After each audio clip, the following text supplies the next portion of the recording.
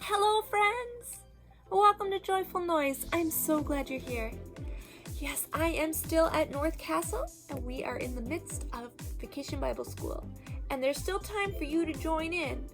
Just have an adult reach out to me and I'll let you know how you can join. So, for the story this week, it begins right after another one of Jesus' miracles. And it turns into another miracle and another miracle. You're going to meet a character named Peter. Peter is one of Jesus' disciples. I'll have the story tell itself, and I'll catch you soon.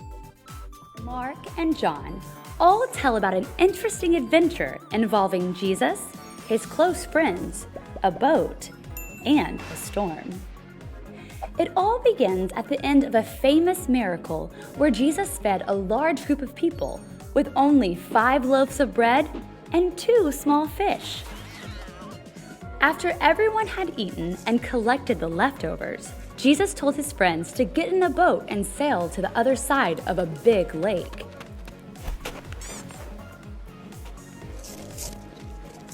When they left in the boat, Jesus took time to talk to his dad.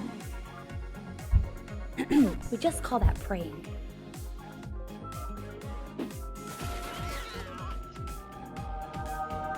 As it got later in the night and the sky grew darker, Jesus' friends were in the boat, in the middle of the lake, in the middle of a storm.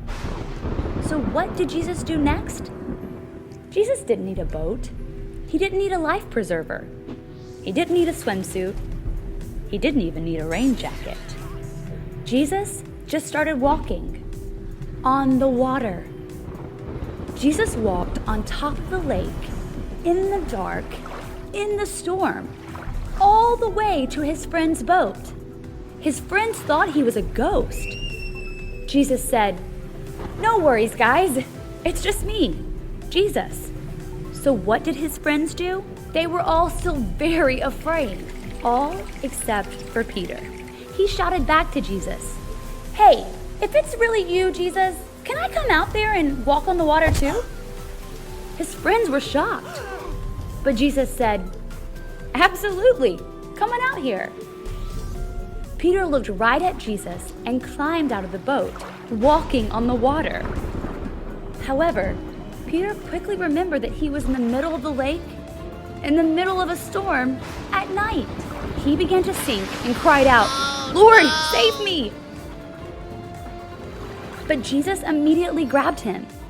As they walked back to the boat, Jesus said, "Why did you worry about the water in the storm? Where did your faith go?" When they walked back into the boat, the storm died down. His friends began to tell Jesus, "Wow, if we had any doubts, they are gone now. You are definitely God's son." And this is just one great story from the King's Book. Wow, what an amazing story, friends. I bet sometimes you feel like Peter in the storm of your life, feeling a little helpless, maybe even hopeless. It's at these times that we can look to our faith. When things look bad and not so promising, kind of like we're sinking in a storm, sometimes we need to look at things a little differently. When we look at things through faith, we can see them a little differently. It's our faith that can protect us from seeing things in a limiting way.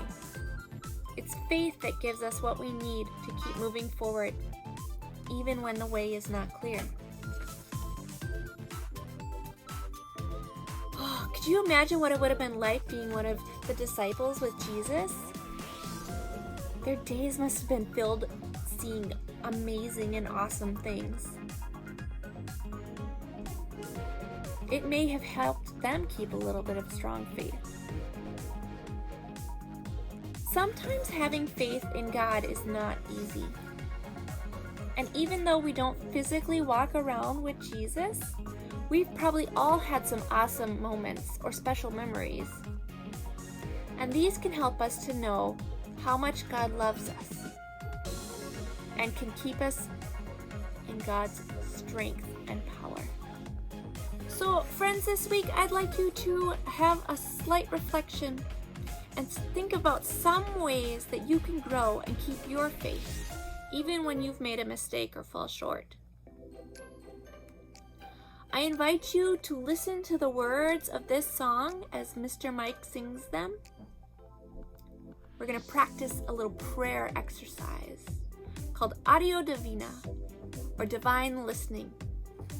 So you listen to the song Mr. Mike sings by closing your eyes and pay attention to the words. And notice what the words are saying to you. What stands out to you. And let those words be your prayer. And remember, friends, I love you and God loves you. We'll see you next time.